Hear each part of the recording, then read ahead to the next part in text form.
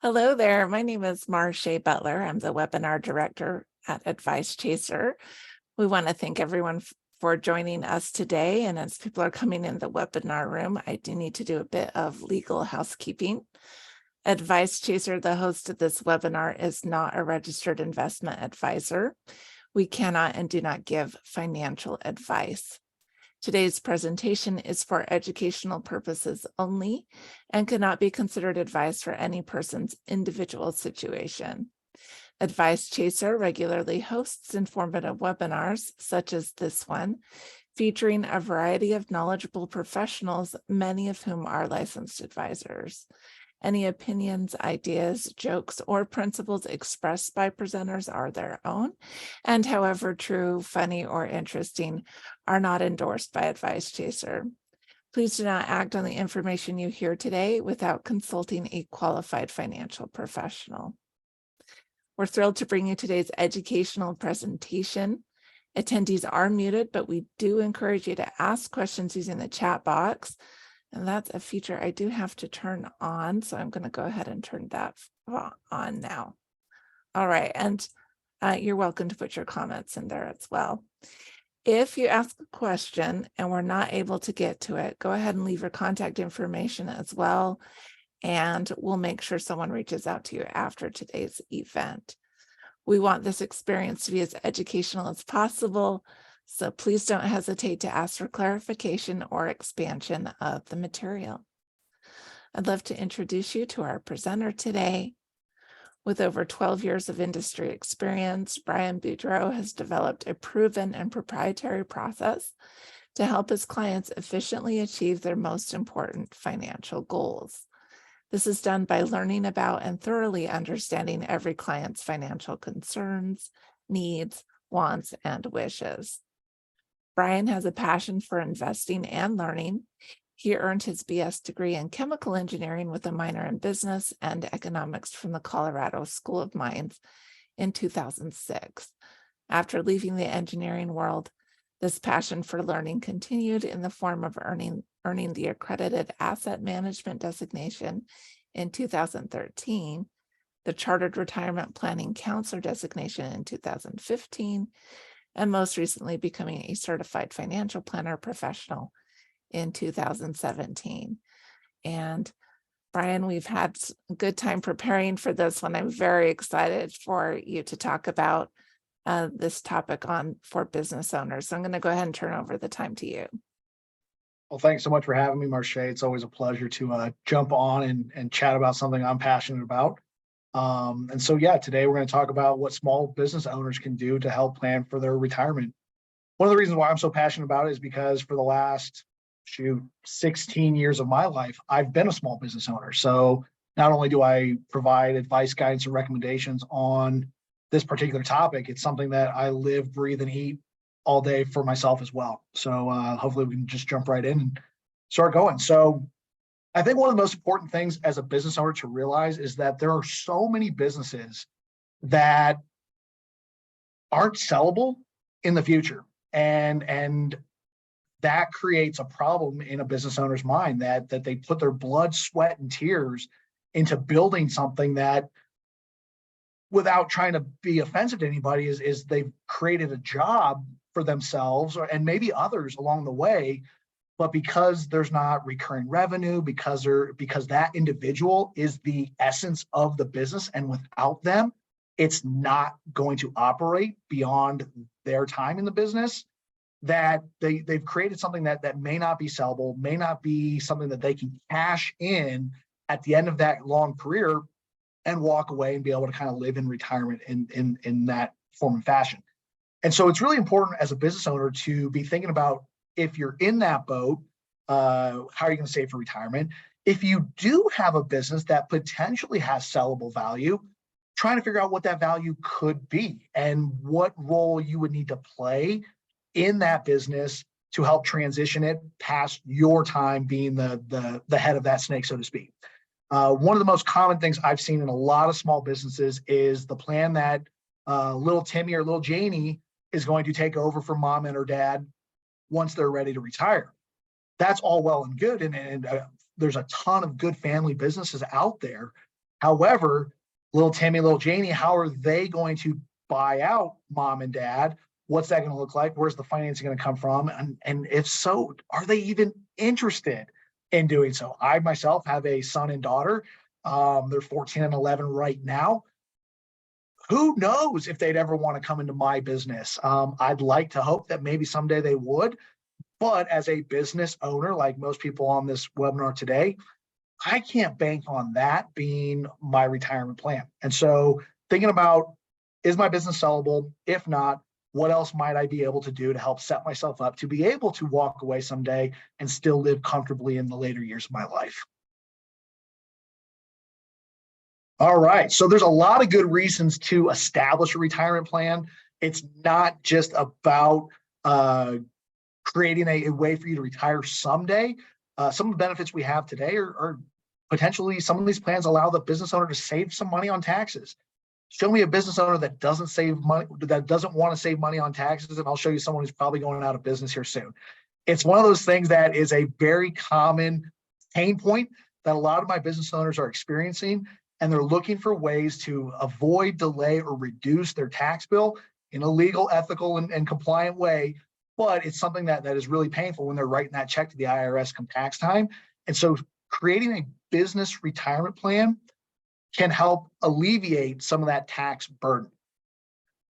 Like I was talking about on the last slide, being able to provide a retirement savings vehicle for yourself as a business owner so that you can create a financial plan that's in alignment with your goals, needs, wants, and wishes as it relates to how much should you be saving, could you be saving right now to set yourself up for the future.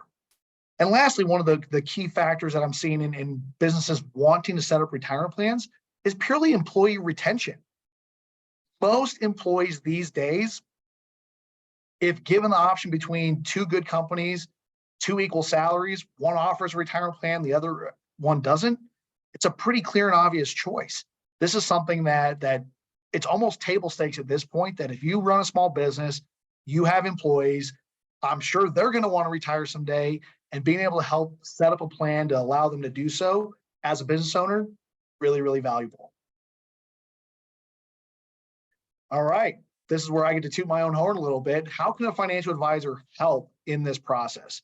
Not that you necessarily need a financial advisor to set up a business retirement plan, but they can take a lot of the work, stress, and pressure off your plate as a business owner. I know for myself that if I'm not working on my business, serving my clients, and I'm worrying about what are the things I need to do to set up a business retirement plan, or payroll, or taxes, or all these things that are necessities in a business, but aren't necessarily helping move the business forward, that's where I want to surround myself with a professional who can help. And so as a financial advisor, first and most important thing we want to do is sit down and figure out, what are your specific needs and goals? Is it reduce taxes? Is it retain employees? Is it save for your own retirement? Understanding these facets help us kind of narrow down the focus of really what we want to try and accomplish when we decide to set up a business retirement plan. We're also just going to be educators. It's really important that I know most of my business owners are very good at making decisions when they have good quality information. And so my role as a financial advisor is to come in and say, here are the facts, here are the pros, here are the cons of each of these types of options, and let you be a co-decision maker with me as far as directing on which type of plan might make the most sense.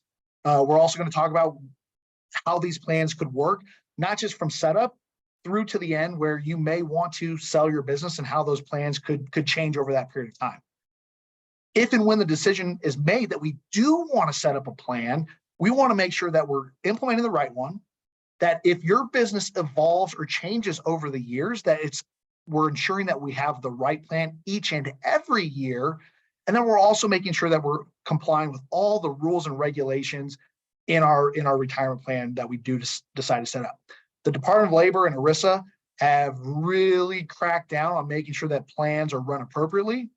Not that anybody on this webinar may do so, but there's a lot of business owners that were trying to take advantage of these business retirement plans in spite of maybe not wanting to help their employees to the fullest extent that they probably could or should have. And so we just want to make sure that we're following all the rules, we're doing everything right. The business owner can still achieve their goals, accomplish what their most important aspects of the plan will be, while also still taking care of their employees. All right. This is the Cheesecake Factory portion of the presentation. We're going to talk a little bit about all the different types of plans that are out there. We're not going to go into real deep detail on each of these, but I think it's important to at least know that these plans exist. Look at the service level kind of metrics that we're going to share with you today. And if they look right, that might be a good chance for you to reach out to someone in my role that could potentially help. And so just going through the list real quick. First thing is the individual retirement account, also known as the IRA. There are two types of plans in that realm, the traditional and the Roth. In the business owner side of the universe, we have the SEP IRA. We have a solo 401k, which is typically for a small business that is purely like a sole proprietor, maybe a husband and wife. Next type of plan we're going to talk about after that is the employee-sponsored 401k.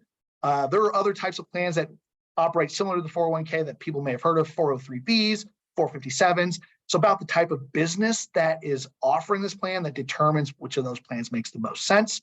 Defined benefit plan, which is in essence creating a pension within a business. And last but not least, we'll talk about the simple IRA. All right, individual retirement accounts. I have always called it an IRA. Popular vernacular now is IRA. I think it's the same, whatever suits your fancy. And so couple advantages, couple disadvantages to this type of plan. And again, the first thing that's most people should need to be aware of is that this is not something that the business necessarily needs to create. It's something that you can educate your employees on, and they can go out and do some of their own research and realize that this could be something to help them save for retirement if you don't have a plan at your business set up quite yet. With the traditional IRA, one thing that's important to note about that is that your contributions to that plan may be tax deductible. There are income limits, so you'll see on the last bullet point to that, that may or may not allow you to contribute to these plans, or may or may not allow those contributions to be tax deductible. Consult with an accountant, consult with an advisor about your situation to see if those things apply to you. Most of my business owners do typically fall outside the range of being able to make these contributions because they are pretty successful at this point in their careers. If they're thinking about setting up a retirement plan, they've probably gone past it, but that's something that each individual on this webinar should look at for themselves. All right, let's talk a little bit about the Roth IRA. My personal favorite, sorry, Marche. The Roth IRA, this is my all-time favorite. When this came into existence, it was like the golden ticket to retirement, in my opinion. The beautiful thing about this type of IRA is that while contributions to the plan are not tax deductible, never can be, never will be, the benefit, and this is such a huge benefit, is that later in life, when you start to take distributions from that plan, those distributions will be tax-free. When we think about where taxes may go, if they're higher in the future, it's going to be real nice to know that you have a chunk of money somewhere socked away that can come out completely tax-free. One other little bullet point to be aware of is just the contribution limits. Is if you're under the age of 50, the most you can put into a plan in 2023 is $6,500. If you're over 50, congratulations. The IRS has added a little provision for you called the catch-up provision, which allows you to put in an extra $1,000, making your grand total $7,500.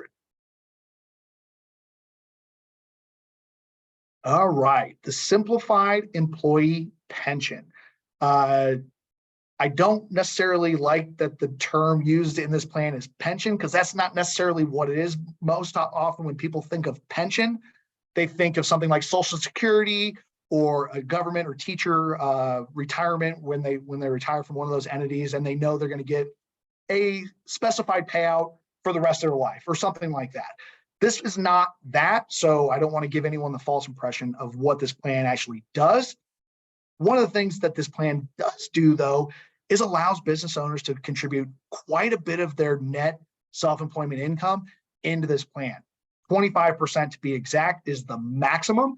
And each year, the business owner is actually allowed to elect a percentage that they can see making the most sense for their business on a year in, year out basis. It's not something you have to commit to. Some years it could be 0, some years it could be 5, 10, 15, all the way up to that 25% cap. One of the most important things to realize, though, is if you have a bunch of employees, they're all going to receive the same amount of contribution from the company that the business owner is electing for themselves. We don't get to give ourselves 25% and give Joe working the line 3%. This is everyone gets an equal allocation based on their income into their retirement plan. All of these contributions come from the company. These are employer contributions, all coming from you as the business owner. The maximum allowable in 2023 is $66,000. So that's roughly $250 or so $1,000 of net income that would allow you to max out at that 25%.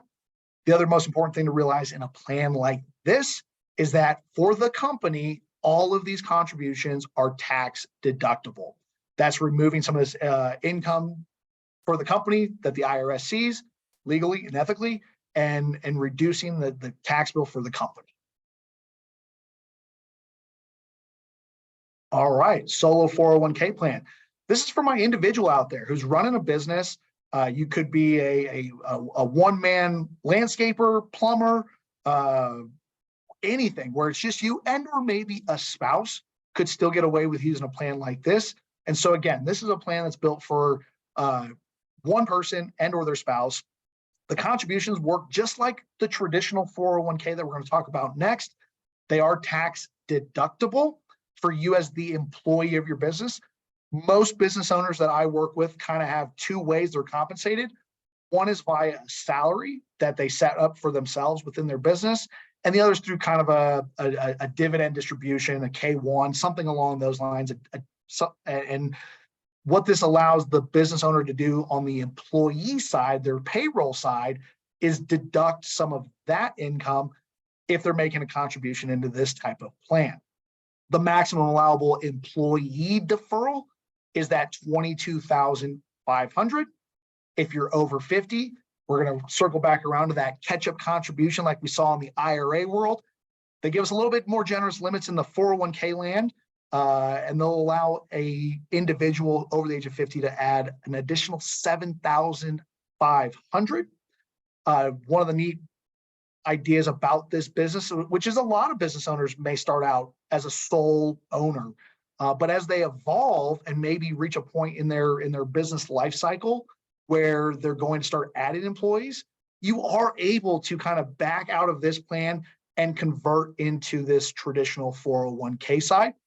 One other thing that's not listed here that just came to my mind is that you as the employer, you're the employee and the employer, you as the employer can still offer a match that is a deductible contribution from the employer side. So keep that in mind as it comes to setting up a solo 401k if that seems like it might be appropriate for you.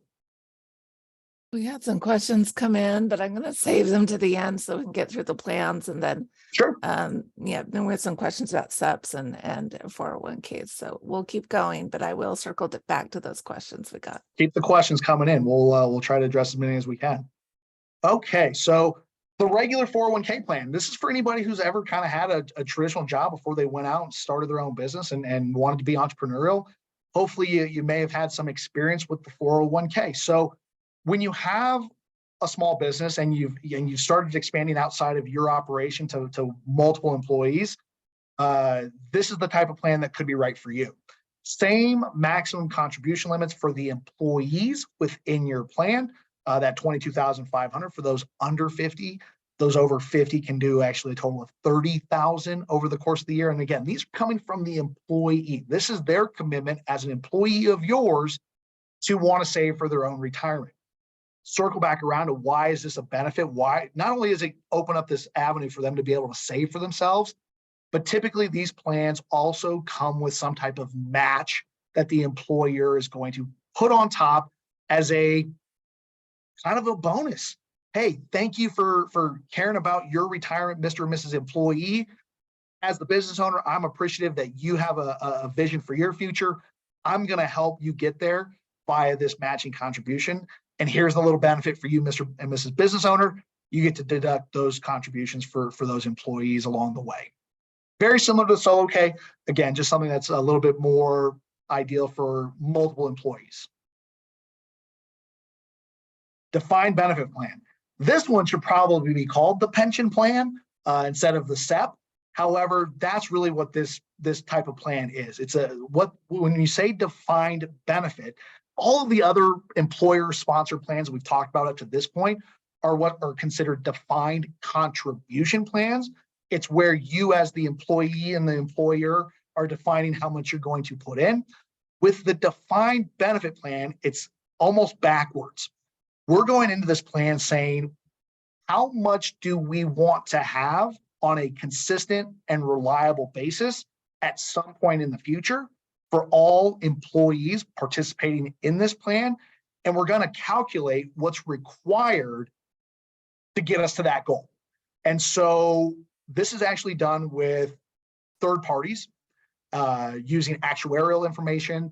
Typically, this is done by what's called a third-party administrator, another professional who can come in and kind of help us run the calculations to figure out if you, Mr. or Mrs. Business Owner, are in your late 50s and you want to have a $5,000 a month pension when you turn 65.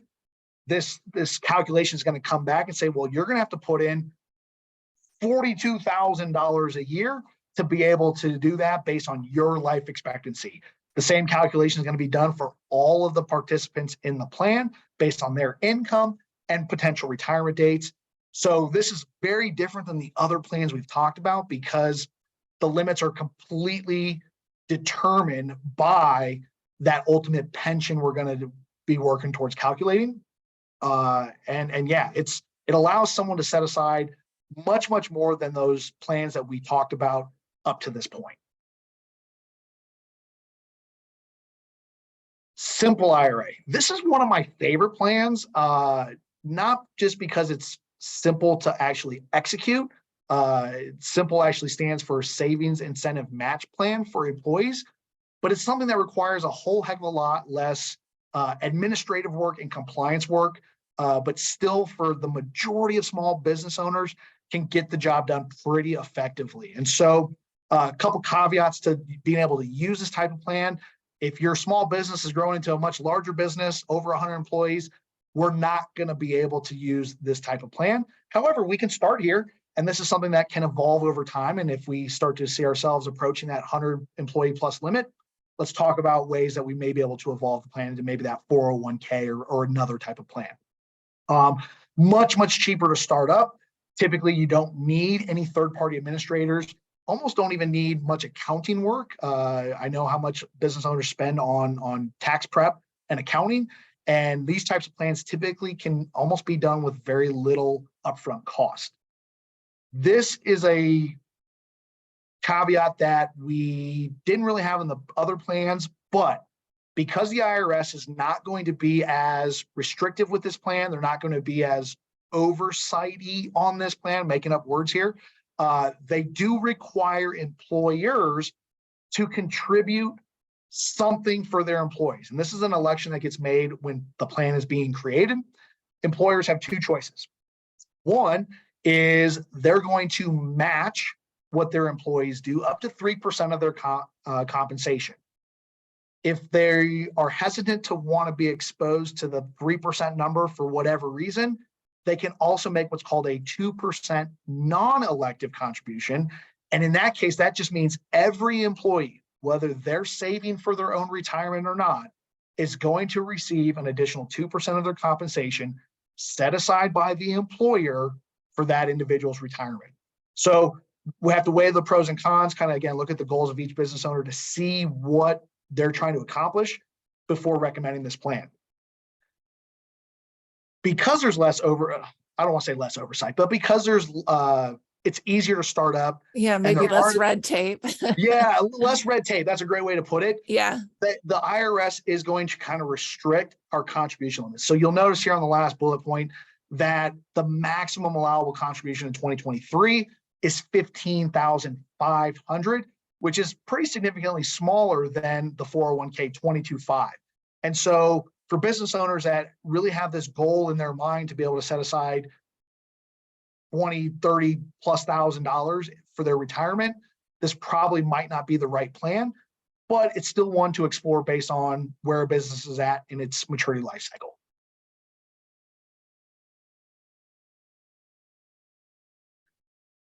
Final thoughts. I don't have a whole lot of final thoughts here, Marche. What do you have for me? Well, I have a lot of questions that have come in, so we'll go ahead and get started on that. So here's the first question. How often do you find that people are coming to you and they don't realize that their business is maybe not the retirement asset they thought it was? It's not sellable. Yeah, it's hard. I don't think most business owners realize it up and until it's too late in a lot of cases. I can't tell you the number of business owners I met very, very close to their retirement. When we start to kind of run the numbers of what their business valuation could be, they're almost like a deer in the headlights. They can't believe that their life's work doesn't have the sellable value that they may believe. Now, they may have had a great business, a very high earning, high income business. But if that is reliant on that person to execute that business, it's really hard to find a buyer who's willing to pay any multiple of what this business is earning, knowing that this person may leave. I'll give you a perfect example. I have met lawyers, and these lawyers are great, and they, especially if they're running their own law firm just by themselves, maybe with a paralegal or whatnot, they have really high incomes. But the lawyer is required to do the actual law work, show up to court. So even as a young attorney, maybe I'm coming out of school saying, hey, I'd love to get into a practice without guaranteed recurring revenue. Most law work is not on a repeating basis. They're sitting there saying, well, why would I buy your business when I can just kind of hang a shingle out on my own and start practicing law?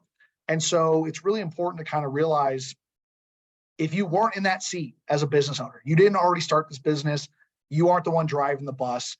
If someone were to approach you and say, hey, would you buy this business from me, looking at your business? You say, gosh, no, like other than maybe some equipment or maybe some buildings or land that this business may own, that might be the extent of what makes this business sellable. And so unfortunately, it's normally too late. And there's just something that, if there are more guys like me out there kind of talking to more business owners, we might be able to identify that sooner rather than later and help them make a plan to be able to get there. Right. So the alternative is, even if that's the type of business you're in, is to build a retirement plan so that the assets are there for you, so that even if you retire your business and it's no longer around anymore, you're taken care of. Exactly right. There's nothing wrong with creating a high-paying, successful job for yourself as a small business owner. It's just important to realize that while you're the owner, you may not have a sellable asset. And in that case, you're just like an employee in a business, that your retirement plan is going to be based on what you set aside today to help fund the lifestyle and needs that you want later in life. Thank you so much for that. All right, this is a fun one. I want to hire my kid in my small business. They're a minor. Can I start them off in a retirement plan too? Yes, you can. This is one of the neatest things. It's something that I've done with my kids. First and most important thing to realize is there are child labor laws. We have to comply with those. So we can't have them working 40 hours a week during school.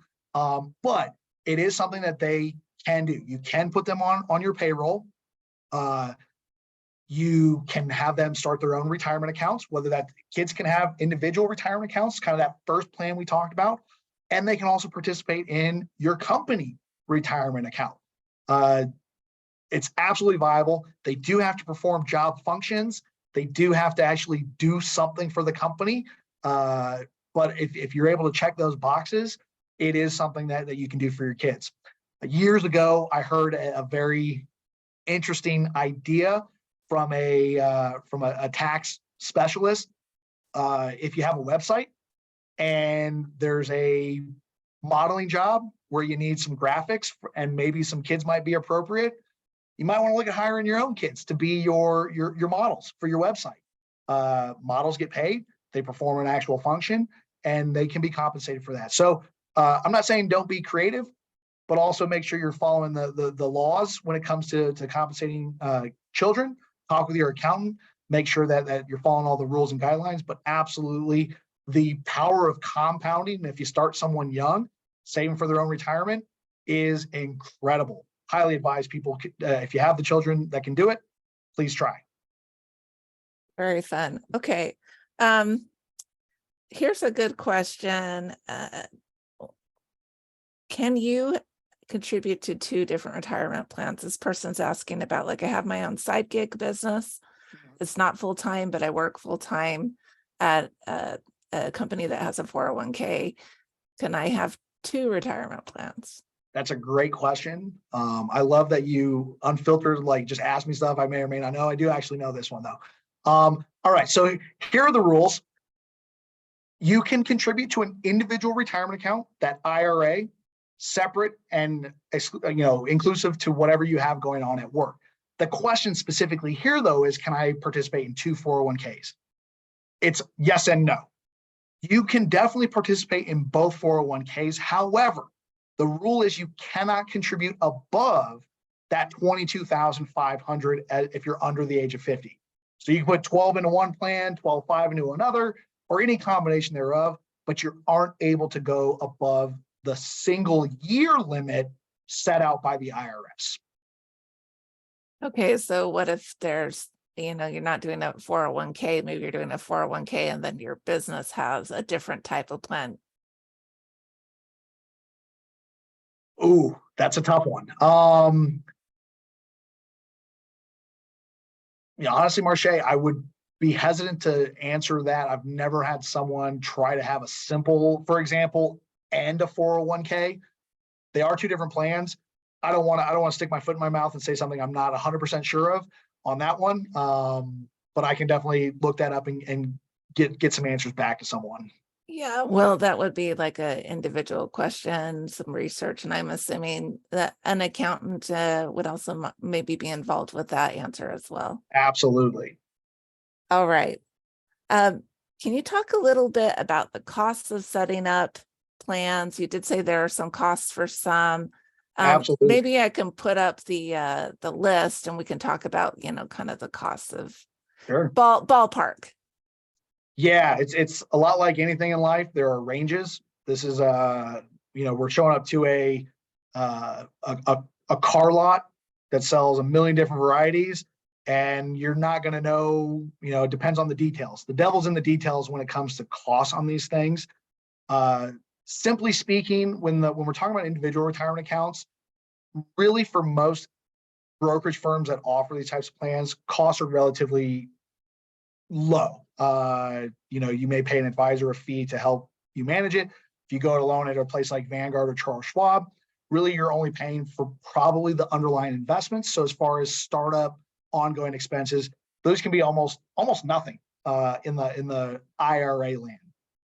With the SEP and the simple, I'm going to lump those together because they're both typically offered through a brokerage firm where you have an advisor leading this plan. You're going to probably have a few $100s a year in administrative costs to operate this type of plan. Because there are no third-party administrators, very little filing expenses that go along with these types of plans because they're set up to be so simple. It usually is just applied to the small additive cost to an extra few line items on a business tax preparation and some underlying expenses to set up a plan, maybe a few $100s. When we get into the 401k land, that's where the optionality expands quite a bit and the cost can really get kind of extreme in some cases. You're talking hundreds, if not a few $1,000s in just pure startup costs, as well as ongoing expenses to pay third-party administrators, to make sure your plan is in compliance, making sure that the employer is not putting too much in, or that each employee is getting their fair share. You're going to have additional filing fees once a plan reaches a certain size. There's something called the Form 5500 that goes along with these 401k plans. And the defined benefit plan definitely is in that realm as well, because there's a lot of intensive calculations that are required to happen every single year. And so if I were to say, you could do an IRA in the few hundreds, the SEP and simple maybe in the high hundreds, low four figures. Once you get in the 401k land, you're probably talking $2,000 to $5,000 a year in expenses. And so setting up a plan has costs, because it's not, no one's going to work for free, and these things need to make sure they're in compliance. However, once the benefits outweigh those costs, it becomes valuable to still kind of explore these things. All right. Thank you so much for that. You talked about K1s, and they were confused about that. We didn't really address that. Can you explain what that is exactly? Yeah. So I'll just give myself as an example. Any self-employed individual that runs, I operate under an S corp, which means the IRS wants me to receive a base level compensation, and I do that through a payroll, a traditional W-2. Just like I were an employee at any other company, I'm required to pay myself a salary. Any earnings I have over and above my salary, after all my expenses, if I have anything kind of left over, I receive that compensation in the form of a K1, or some accounts may just call it a dividend. It's that additional leftover income from the business that flows through to that kind of individual business owner. The reason it matters is those K1s or dividend distributions do not go into the calculation as far as what you're allowed to contribute as an employee and what gets matched from your employer. And so if you pay yourself an $18,000 salary and have a $25,000 K1 at the end of the year, the maximum you could put in, even if you're over 50, is that $18,000 that you pay yourself via salary as that employee deferral. And so that's why it's just a key distinction. I think, if you fall in that camp where you're receiving that type of compensation for tax purposes, just check with your accountant to make sure that maybe it might be time to bump up that salary over and above the limit of what you'd like to be able to contribute. It'll lower that distribution on the back end, that K1 or that dividend distribution, which is taxed differently than a salary, but it may open up the avenue for you to be able to contribute a little bit more if that's your goal for the year. All right, we're coming to the end of our questions that we've got here. Here's a good question, and then I have one more. What is the best time to set up a retirement plan in your business? Yeah, so each of the plans have kind of different deadlines as far as when you need to establish it for it to be effective. The SEP and the simple IRAs are able to be set up to your business owner tax filing deadline. And so that's one of those plans that you can almost wait and see how well you did in a given year before you decide to elect and start one of these plans. With the other plans, the 401ks, the defined benefit, that's something that you're going to need to set up prior to December 31st for the coming year in which you'd like to start a plan. It's really hard to start a plan mid-year. It's something that you really would be looking for. If you're talking to me today, we're really looking forward to 2024 and how can we get your plan established, ready to go, in compliance, investment elections decided, disclosures given to all the employees. There's a lot of startup that goes along with a plan. I can't tell you the number of people who've come knocking on my door December 28th asking for these plans. It's just not possible. Really, it needs to be set up by December 31st, but it needs to be a work in progress really by middle of October at the latest, to make it feel like we're not rushing. It can be done faster than that, but if you miss it, you miss it. And we don't want something, we don't want a deadline to be able to prevent us from potentially saving thousands of dollars in taxes because we waited till the last minute. All right. And the last question is, how easy is it to switch from one type of retirement plan, say a SEP, to another type, say if you're adding employees to your business, et cetera? It's not difficult. It just requires forethought and planning. Again, this is not something that we want to run our SEP or simple till December 19th and say, oh gosh, we're going to add 3 employees in January. What do we do? It's something that we want to meet regularly about. You know, most of my business owners, I see them multiple times per year. We talk about their individual circumstances. We talk about their company circumstances. And we need to just make sure that the trajectory that the business owner thinks they're on, that the plan still appears to be the most beneficial for not just the year we're in, but for the next year. Now, obviously businesses can change. You know, you could get a big contract or a big accounts receivable, and you may just be forced to expand. Consult with your advisor, consult with your accountant. There are things that can be done. We just need to kind of, again, be trying to look ahead rather than react to something that happens at the last minute. All right, very fun. Well, that's about all the questions we have time for.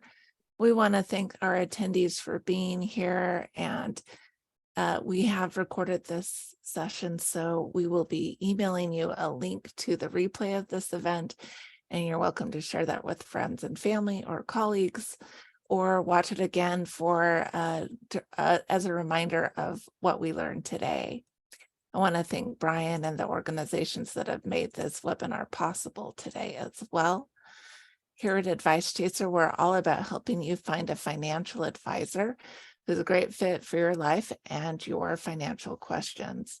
Our matching service is free to you, and every one of our advisor partners has committed to offer a free initial consultation to anyone we introduce them to. Find out more by going to advicechaser.com and clicking on the link to find an advisor. Well, once again, from Advice Chaser, thank you everyone for coming, and we hope to see you at another webinar very soon. Bye, everyone.